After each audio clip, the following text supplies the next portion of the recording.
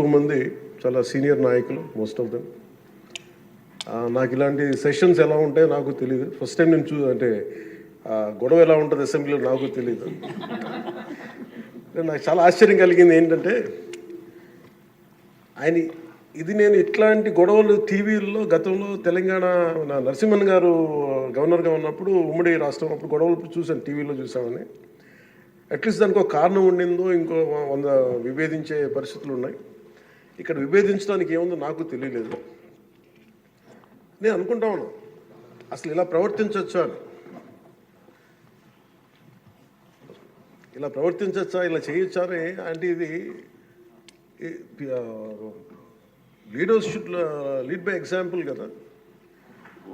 రాష్ట్రానికి ప్రథమ పౌరులైన గవర్నర్ గారు ఇలా ఈ స్థాయిలో ఉండి ఆయన మర్యాదపూర్వకంగా వచ్చి మన బడ్జెట్, మన రాష్ట్ర విధానాలని ఆయన ప్రవేశపెట్టి మాట్లాడుతూ ఉంటే గౌరవించే విధానం ఇదేనా అని అనిపించింది. సో నేను మనోహర్ గారితో మాట్లాడుతాను, మా సహచరులను, మంత్రి మన సివిల్ సప్లైస్ మినిస్టర్ గారితో. నా రూల్ బుక్ మేమిద్దరు మాట్లాడుకుంటే rules of procedure and conduct of business in Andhra Pradesh legislative assembly ఏంటి సార్ ఇలాగే మాట్లాడేస్తారంటే దాంట్లో చూపించాను. చాప్టర్ 5లో when the house assembles under article 175 176 of the constitution, every member shall maintain the dignity and the solemnity of the occasion before, during or after the governor's address and shall not obstruct or interrupt the address in any manner. Maintenance of dignity and salinity at governors address అనేది చాలా స్పష్టంగా ఈ rule బుక్లో ఉంటే మనమే రూల్స్ని implement చేయాల్సిన వాళ్ళం. వారికి సంఖ్యాబలం ఉందా లేదా పక్కన పెడితే every member of this house has a responsibility to follow the rules. మనమే కనుక రూల్స్ని బ్రేక్ చేస్తే ఇంక మన ప్రజలకి కానీ చూసే వాళ్ళకి ఏం చెప్తాం.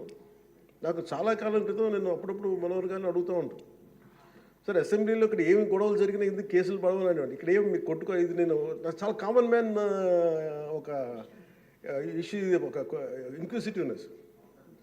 అండ్ నాకు పార్లమెంట్లో గొడవ జరిగినప్పుడు ఏమి ఏంటి ఇబ్బంది పెట్టేస్తారు ఏంటంటే ఇక్కడ అవేమి ఉండవు, ఇక్కడ ఇట్స్ ఫ్రీ ఫర్ ఆల్ అన్నట్టుగా మాట్లాడితే then we have more responsibility. మన మీద రూల్స్ పెట్టలేదు అంటే ఏం కేసులు పెట్టమండి. ఇదే కనుక నిన్న వాళ్ళు చేసిన గొడవే కనుక గవర్నర్ గారి మీద ఆయన సుప్రీంకోర్టు జస్టిస్గా ఉన్నప్పుడు ధైర్యం చేయగలరా, కళ్ళల్లో చూడగలరా?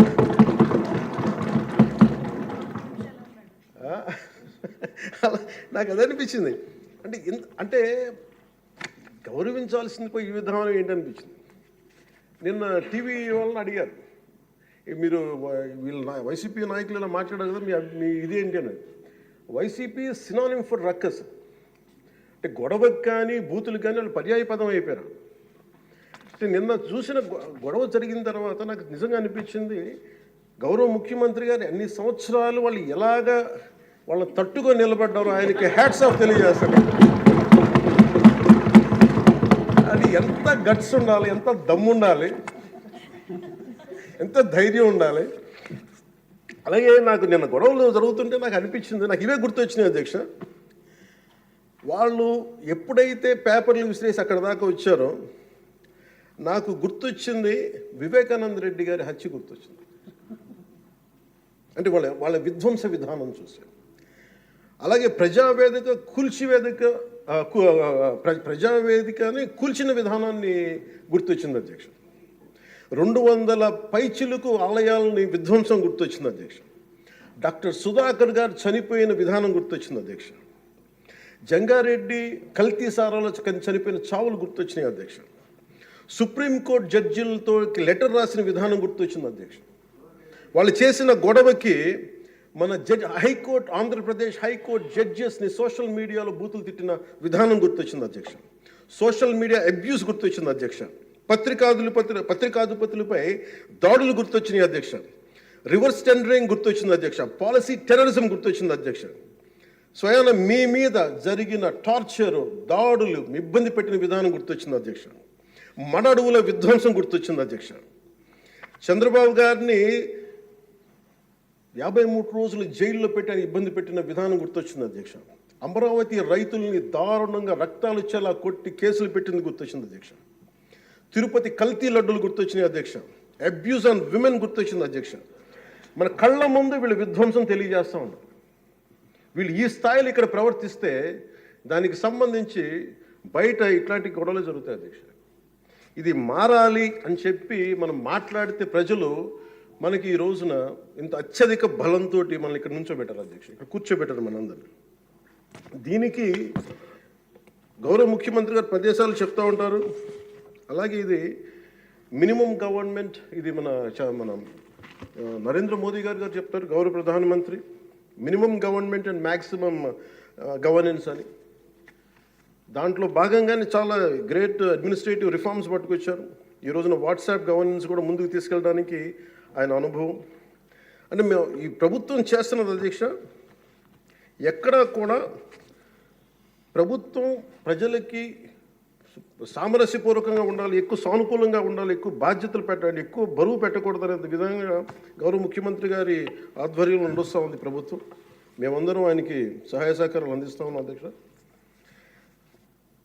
Governor his excellency Abdul Nazeer గారికి రాష్ట్ర ప్రభుత్వ అధిపతిగా గవర్నర్ హోదాలో శాసనసభను ఉద్దేశించి రాష్ట్ర అభివృద్ధి భవిష్యత్ నమూనాను దిశానిర్దేశం చేసినందుకు వారికి నా హృదయపూర్వక కృతజ్ఞతలు. అలాంటి ఉన్నతమైన వ్యక్తి ఇస్తున్న సందేశాన్ని చూసి వైసీపీ వాళ్ళు బాయ్కాట్ చేయడం చాలా దురదృష్టకరం. ఇలాంటి ఆయన చూస్తూ ఉన్నాను అధ్యక్ష, ఇట్లాంటి ఇబ్బంది పెట్టే సమయంలో కూడా ఆయనకు ఆరోగ్యం కూడా సరిగ్గా లేదు, జ్వరం వచ్చిన సమయంలో కూడా ఆయన ఎంత ఇబ్బంది పెడుతుంటే ఆయన చాలా సక్సెస్ఫుల్గా ఆయనకి ఇచ్చినందుకు మనస్ఫూర్తిగా వారికి నా ధన్యవాదాలు, నా కృతజ్ఞతలు తెలియజేస్తాను. చట్టసభలు దేవాలయాలు లాంటివి రాజ్యాంగాన్ని పరిరక్షించేందుకు 5 కోట్ల ఆంధ్రప్రదేశ్ రాష్ట్ర ప్రజల భవిష్యత్తుని నిర్ణయించే వేదిక ఇది. అలాంటి సభను హుందాగా నడిపించాలని కూటమి ప్రభుత్వం అధికారులకు వచ్చిన రోజు నుంచి తరచుగా చెప్తూ గౌరవ ముఖ్యమంత్రి గారు పదే పదే మా అందరికీ దిశానిర్దేశం చేస్తూ ఉంటారు. గతంలో కూడా మొదటి రోజు కూడా వారికి ఎట్లా రావాలి పెడితే లేదు మనం ఇబ్బంది పెట్టొద్దు, వాళ్ళకి 11 సీట్లు వచ్చినా కానీ పాపం వారికి ఇవ్వాల్సిన గౌరవం వాళ్ళకి ఇద్దామని చెప్పి ఏ రోజు కూడా ఇబ్బంది పెట్టి గబుక్కుని ఒక మాట అంటుంటే గౌరవ సభ్యులు కొంతమంది ఇక్కడి నుంచి అలా చెయ్యొద్దు, అలా మాట్లాడకండి అని అందరినీ చాలా సున్నితంగా మందలించారు ఆయన. ఇట్లాంటి ఉన్నప్పుడు వాళ్ళు ప్రవర్తించే విధానం చాలా చాలా బాధ అనిపించింది. మేమందరం 164 మంది సభ్యులు చాలా బాధ్యతగా వ్యవహరిస్తున్నాం అధ్యక్ష.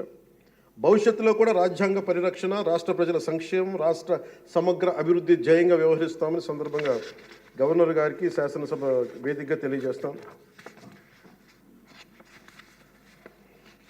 నిన్న సభలో గందరగోళం సృష్టించి సభ నుండి వెళ్ళిపోయిన 11 మంది ఎమ్మెల్యేల పార్టీకి సంబంధించిన ఎమ్మెల్సీ ప్రవర్తనలను ఖండిస్తూ ఇందులో ఆ తప్పు లేనప్పటికీ కూడా గవర్నర్ గారికి ప్రభుత్వం తరఫున క్షమాపణ తెలియజేస్తాను అధ్యక్ష.